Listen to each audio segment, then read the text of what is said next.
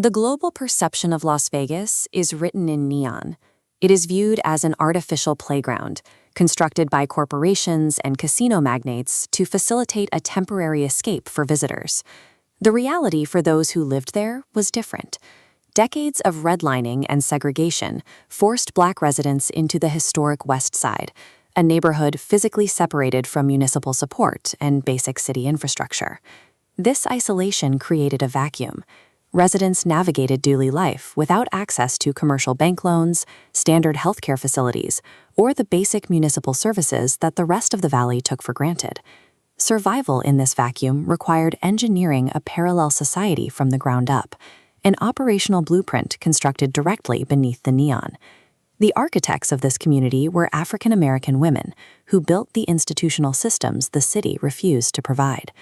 Before a community can generate wealth, it must secure physical survival. Establishing a social safety net was the first requirement.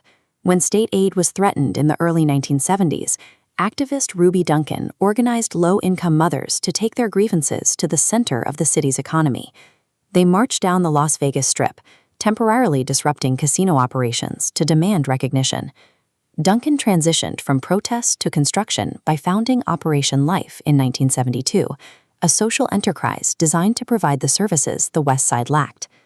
Operation Life brought the neighborhood its first medical clinic, a library, a food cooperative, and a daycare center, creating a model for neighborhood self-reliance. Medical professionals like Dr. Elegant established dedicated practices within the community, providing maternal aid and pediatric medicine to residents who were barred from other facilities.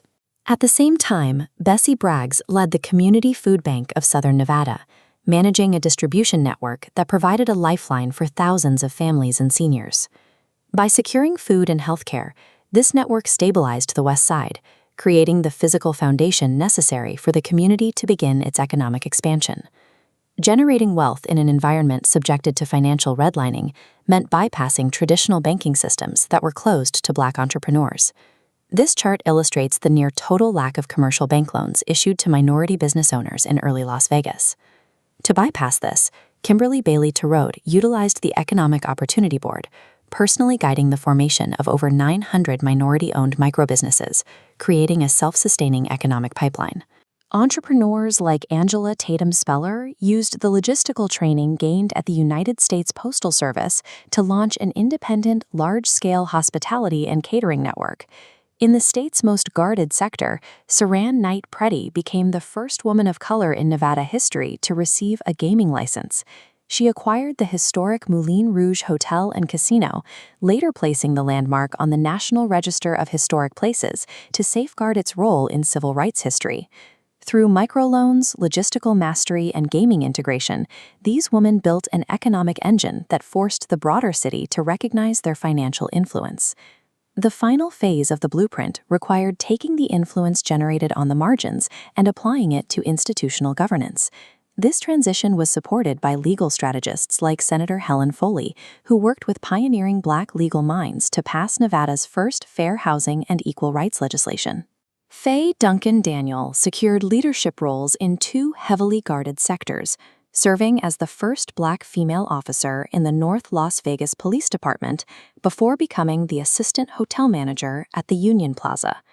In 2002, Judge Karen Bennett Herron took the bench as the state's first African-American female judge, spending 2 decades implementing community-centered justice and juvenile reform.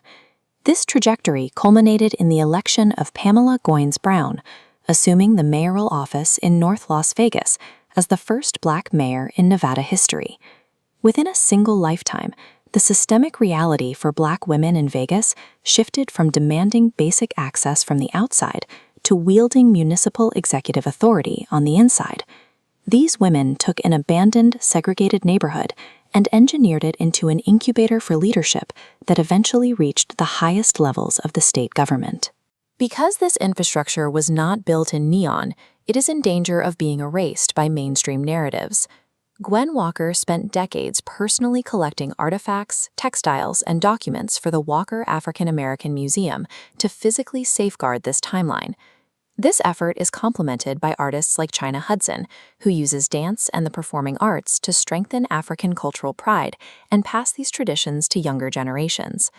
These archives document a specific type of civic power, one that exists independent of tourist scalars or casino chips. The infrastructure built by these women from the margins provides the structural support for the modern Las Vegas Valley. They are the designers of the community that exists today.